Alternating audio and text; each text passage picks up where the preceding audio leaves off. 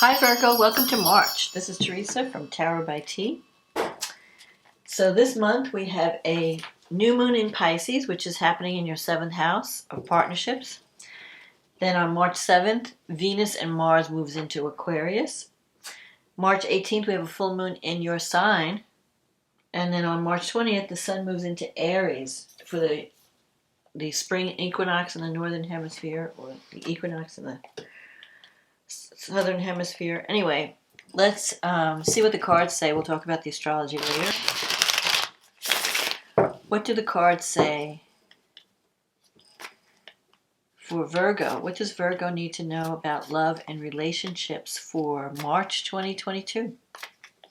What is coming up for Virgo for March 2022? What does Virgo need to know about March 2022 in terms of love and relationships? What is coming up for Virgo?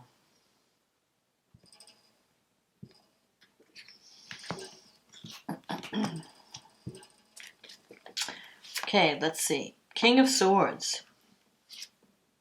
The Knight of Wands. The High Priestess. The Eight of Cups. The Three of Wands. The Death card. The Eight of Pentacles. The Nine of Wands. The Ten of Pentacles. And the Ten of Wands. And the card at the bottom of the deck is the Eight of Swords.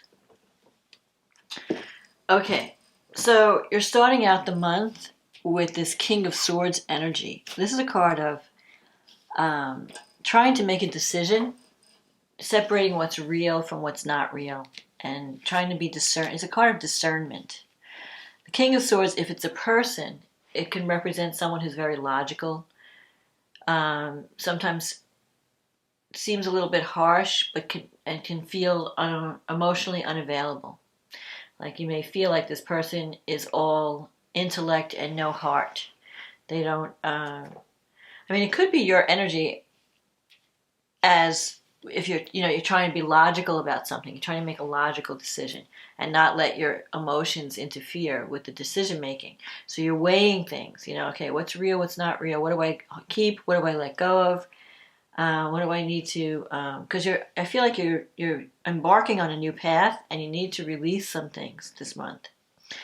The Knight of Wands energy, that could be a change of job or a decision to move. As a person, the Knight of Wands energy is a card of adventure.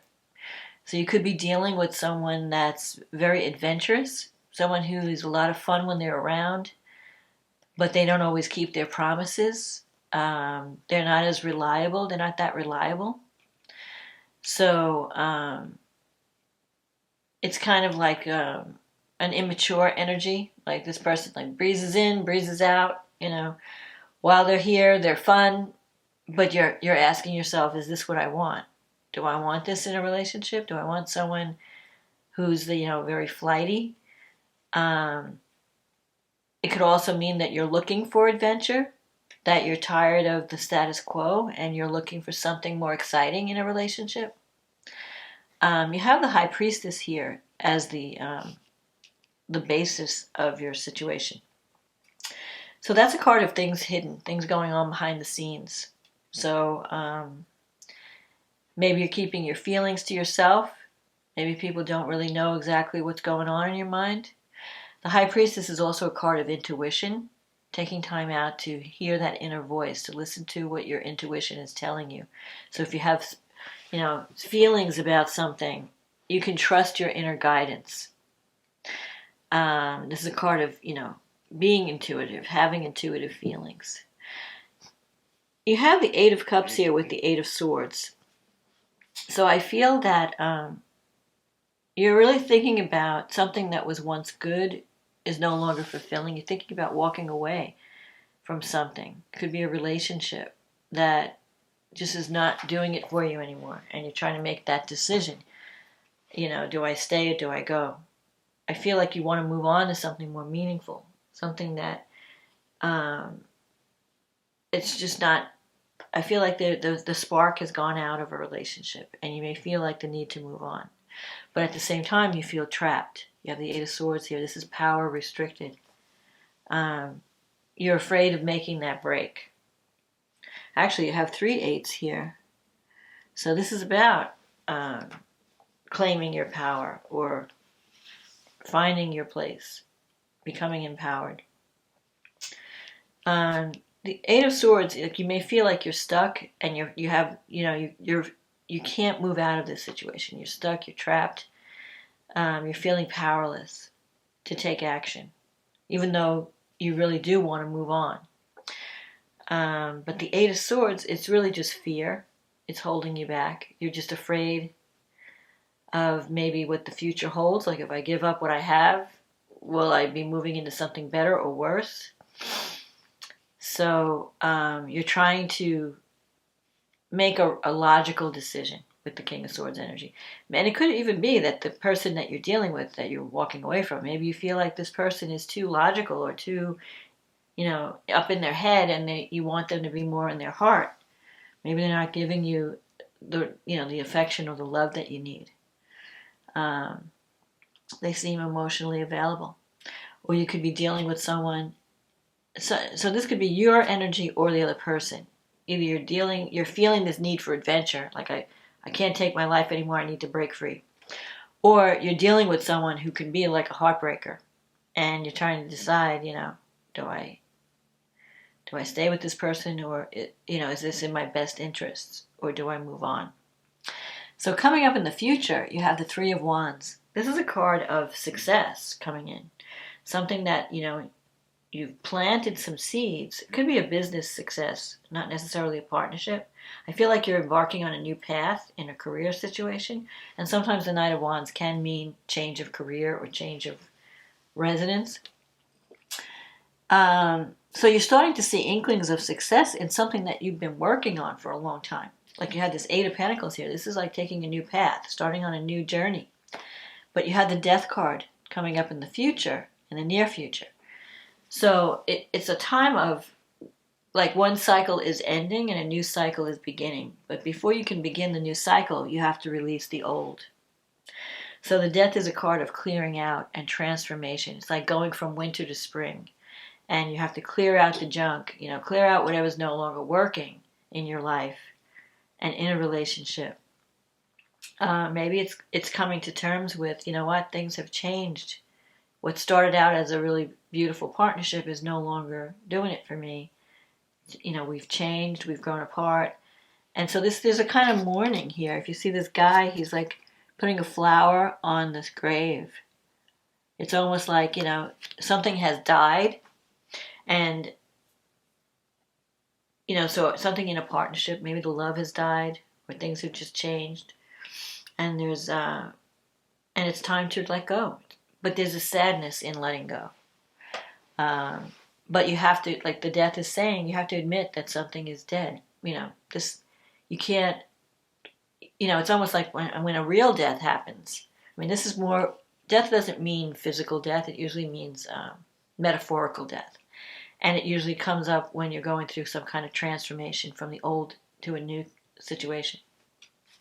But when someone dies, really, in life, you can't undo that. You have to accept it. It's not like you could say, okay, come back to life because I don't want you dead. You have to say, okay, yeah, this relationship is dead. This person is dead. I can't bring them back. I have to accept it. I have to move on. So that's kind of the energy of the Death card, realizing that something has ended, some cycle has ended, and even though you may not like it or you might not be happy about it, you have to accept it and clear out. You can't keep holding on to something that's dead. It's like, your garden is, you've harvested the garden and now everything is all dried up and you want to plant a new garden, but you can't plant it on top of dead leaves. You have to, clear out the old dead leaves and then plant the new seeds. So it's like that. you might be going through that in a relationship where you're having to accept that something is over. And before you can start something new, you have to clear out the old. So you might be trying to decide about that. How do I move on? Should I move on? What do I have to accept? What do I need to change? How do I need to change? Now here you have the Eight of Pentacles, but it's in your negative thinking sector. So I feel like you've started something new, or there's the potential for something new, a new path, but you're a little bit afraid of it, like you're doubting that it might be successful. You have the Nine of Wands here, which is a struggle. It's like you're in the middle of a struggle. So you've been struggling with something for a long time. Could be a relationship, could be a goal or a dream. And you're like, when am I going to see the results? I'm tired of the struggle. Maybe I should just give up. And this could be your partner's feelings too. Maybe your partner feels stressed. Maybe you're both stressed with the struggle. Sometimes the Nine of Wands comes up when something you thought was over comes back to be revisited. I thought we dealt with this already and now I'm dealing with it again. So it could bring someone from the past back that wants to, engage again. And you're like, well, I thought I was done with this. I'm trying to clear this out, and now here I have to deal with this again. Sometimes the Nine of Wands is saying don't give up because you're coming to almost to the end of the struggle. So if you're having problems and you just keep trying, you could reach some kind of resolution where you can achieve the goal that you're trying to achieve. You have the Ten of Pentacles here in your wish fulfillment. I mean, you really want this is what you want in a partnership. You want someone that's going to be there for you, that's going to provide material security, because that's the Wealth card. Maybe you're wanting to change jobs to bring in more money, or maybe the partnership offered you security, material security, but then the love died. But this is a card of something, connecting. This is what you want. Whether you get there or not is another story. But I feel like, this is your goal. To be in a partnership, to have like a sense of security, stability, to be with someone that has your back, that's there for you come hell or high water, for good or for better or for worse. This is like the happy home card. It's not only wealth in terms of money, it's a sense of safety and security. Like I can relax now. I have my partner I know they're going to take care of me. I know they're going to be there for me. Maybe you've been in relationships in the past with these flighty types that they're a lot of fun, but then when you really need them, they're not there for you. So you're looking more for security now. And I feel like also in your job, you might be thinking about changing jobs to something that pays more, that offers greater security, maybe not be as fun or adventurous, but it will offer you that security. And you have the Ten of Wands as an outcome card. And that's about reaching the end of the line, putting down your burden. So I think you're coming to a point this month where you're going to be making some changes in a relationship so that you won't feel so burdened. You might be clearing out what's no longer working. You might be embarking on a new relationship or a new path that will give you greater security, but you won't be stressed. This is a card of someone who's really burnt out. This is the card of burnout. Like, I've been working my butt off and I just can't do it anymore. I'm just like, I just need to stop. I need to put down this burden. And here's the Ten of Wands. You're coming to the end of the line with this struggle. But I feel like I'm not seeing new love exactly. I'm seeing more of clearing out the old to prepare for new love. So this is a time of decision making. What do I want for myself? What do I need to release? What do I need to accept that, has changed and it's not going to, a cycle is ending. I have to release it so that I can make room for the new. So the new may come later. Or it may even, it may come sooner if you release what you need to release. But when you're holding on to the past, you're blocking the new from being born because you're not giving it room to to manifest. So let's see what the angels have to say.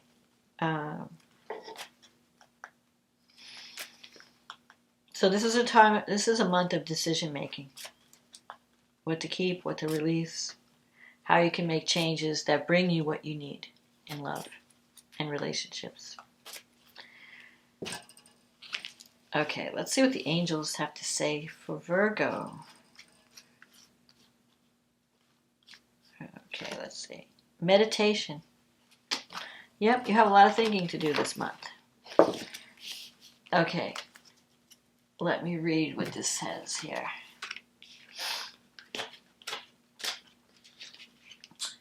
Meditation is very important for you right now. Enjoy practicing it often. A quiet mind hears the voice of the angels more easily. This card is your angel's way of asking you to quiet your mind so that your angelic communications are loud and clear. First thing in the morning, spend at least 5 minutes with your eyes closed and breathe deeply 3 or 4 times. Ask your angels a question and then listen as intently as you would a dear friend. Don't strain to listen. If you chase the answer, it will evade you. Instead, continue to breathe in and out deeply and allow yourself to relax. Tell yourself that receiving angelic communication is natural for you and that it is actually an everyday experience. The more you relax your mind, the easier it is for you to hear the answer. And this kind of relates to the High Priestess. It's about going within, taking that time out from the crazy hustle and bustle to listen to that inner voice to help you make this decision, to make the best decision. Because sometimes when you're too stressed out, you can't make the right decision. You're too stressed. So you have to get away from the stress and give yourself time to think. And you'll come up with the right answer and the right direction. So let's see what the astrology has to say. So for you, the new moon in Pisces is coming into your 7th house. And it's conjunct Jupiter. And so Neptune is also there, so there's some confusion about relationships. But Jupiter represents opportunity and a wealthy partner. So if you're changing partners this month or you're interested in somebody new, Jupiter can bring someone who is financially secure and can offer that to you. Jupiter, and this new moon is sextile Uranus in the 9th house. So your partner might be somebody. The 9th house is long distance travel, higher education, publishing, teaching, learning. So if you're connecting with someone new, there could be a new opportunity. It could be that someone's at a distance. The person is at a distance. And Uranus always brings surprises. Surprise. And Jupiter, like the new moon, is a new beginning. Jupiter brings abundance and optimism. Uranus brings surprise and opportunity, sudden opportunity. And so you're going to have sudden opportunity to partner with someone that's going to bring greater security into your life. It may be someone from a distance. You may have to travel to meet with them. Or they may be communicating with you from a distance. It could also be that you're connecting with a new educational program, or you're deciding to publish something. You're forming a partnership with a publishing company or some higher education, an institution of learning, maybe a college or a university. In your work sector, the 6th house, you have Mercury and Saturn coming together. So Mercury and Saturn, Mercury is usually a card of thinking, writing, communicating. So you might be coming up with ideas. You might even be signing a contract because Saturn is there. You might be working really hard. With Saturn in your 6th house, you are overwhelmed at work. And so you may have to have a serious communication with the people you work with, saying, look, I'm swamped, I'm overwhelmed, I can't take on any more work, because it's going to affect your health if you do. You have to give yourself time to recharge. Otherwise, you can't, then your work starts to suffer. So Mercury can also mean signing a contract that's going to be in place for a long time. So you have to know, is this what I want?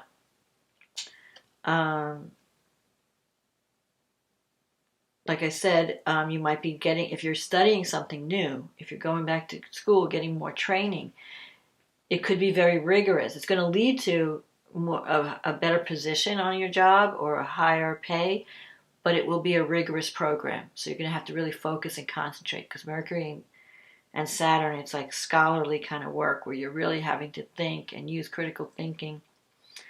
You just may feel very tired. You may feel like very overburdened. Saturn usually brings that heaviness, that because Saturn requires heavy work, hard work, and discipline. And so you might be feeling the effects of that. You might be feeling burnt out, and maybe you're looking for a new career path. Okay, Venus and Mars and Pluto are coming together in your 5th house. That's the house of romance. That's the house of children, creative self-expression. So while you're, even whatever's going on in your work, there is some creative project that you're really excited about. There could even be new romance, but really, for some of you it could be romance. For some of you it could be a passionate new, if it's a new romance, it's passionate and it can transform your life. But I feel like it's also could be a creative project that affects your work, that you really want to throw yourself into. You're really enjoying it. You're really loving it. Even though it's a lot of work, you love it. It's doing work that you love. So you're not, you're willing to do the work. You're willing to put in the time. And it's going to lead to you reaching more of a global market. Like you might be deciding to write a book or create some kind of website, or, maybe teach a class. Whatever it is, it's going to involve a lot of hard work, but the results will be, you'll be reaching more people. You'll be expanding your market in some way. Like I said. So then Mars and Venus move into Aquarius, and that's in your 6th house. So when Venus and Mars move, you're still going to be working hard, but Venus will be there, so you'll be getting along better with your colleagues. Just don't sacrifice too much. Don't give too much. You have to learn to set limits. You have to learn to give yourself time, schedule some downtime, because you don't want to overload yourself where you're just overburdened. So then we have this full moon. The full moon, things come to a head in a relationship this month on the 18th. The moon's in the 7th, the sun's in the 7th house, the moon's in the 1st house, and it's trining Pluto in the 5th. So you may have to make a decision about either a new romance is affecting your current partnership, and you have to decide, because something may come to light, something may come. Full moons usually reveal things. So if you're dating someone and you have like a new flame, that may come out around the full moon, and then you have to make a decision. Okay, do I want to focus my energy on my flame, my new partner, my new romance? What do I want to do? You may have to come to that kind of decision. It could also mean that, Pluto in the 5th is transformation. And the moon, it could be a very emotional time for you, because the moon's in your 1st house. So you may have to realize, like, I can't continue in this relationship when my heart is somewhere else.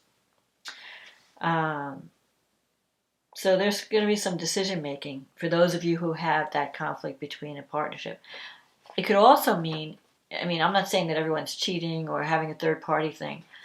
It could also mean that I have to give up one thing to do work that I love. Maybe the work I'm doing now just isn't speaking to me anymore, and I need to move away from it. I need to break this partnership so that I can do what really speaks to me, what feeds my soul. So just expect the unexpected this month with Uranus. But opportunity is knocking. When Jupiter and Uranus connect, it means sudden opportunity that comes out of the blue, and you have to make a quick decision. You don't want to let fear hold you back from grasping an opportunity. So you're going to be doing a lot of thinking this month, especially around partnerships, committed partnerships, and business relationships as well. Because the 7th house, you have a heavy 7th house this month. You've got the sun there, Mercury, Jupiter, Neptune. Mercury is sextile Uranus from the 7th house. So you could get some kind of communication. Maybe you applied for something and you never heard from them, and all of a sudden out of the blue they go, "Yep, you're accepted," and now you have to move, or you have to make some changes. So there could be some surprises this month relating to your partnership, relating to where you live, what you want to study, what kind of work you want to do. And next month, Jupiter and Neptune will come together in your 7th house. So that's like a dream come true. Meeting a soulmate, meeting a partner, connecting with someone where you have this spiritual connection, like a soulmate connection. It may not even be as physical as it is spiritual, if that makes sense. Like, it's not even about desire or sex. Like, some relationships are all about sex. You have this strong attraction. Others are just like your souls are just like in harmony together. And sex doesn't even matter. So there could be some surprise communication, surprise developments around relationships, around partnerships. And you have an opportunity for new beginnings and to release. If something is no longer serving you, you might come to a conclusion that I have to release it because I have to. I can't keep continuing to do something that doesn't feed my soul, that's draining my life, that's draining my energy, where I feel it's more of a prison or a chore than an actual joy, because you should be doing work that you love or being with someone you love, not sacrificing for, security or some roof over your head. You need more than that. You need a soul union. You need someone that you could really resonate with. And you can have that opportunity. But it's going to involve cutting things away, releasing the past, ending one cycle that's not working so you could start a new cycle. And this could be relationships or career. It doesn't always have to be that you're ending a relationship, but you will see the truth. I feel like there are changes at work and changes in partnerships as well. But there's also good things. There's an opportunity to do work that you really love, to follow a different path that really feeds your soul. But you're going to have to make some tough choices. So that's my forecast for this month. Virgo, I hope you enjoyed this reading. If you did, leave a comment. Click on the like button. Click on the subscribe button. It helps support the channel. If you'd like a private reading, click on the link in the description box. It'll take you to my website. We can get you on the schedule. In the meantime, I want to just say thank you, everyone, for supporting this channel, for liking, subscribing, ordering readings. If you're new, welcome. I hope you're enjoying the videos.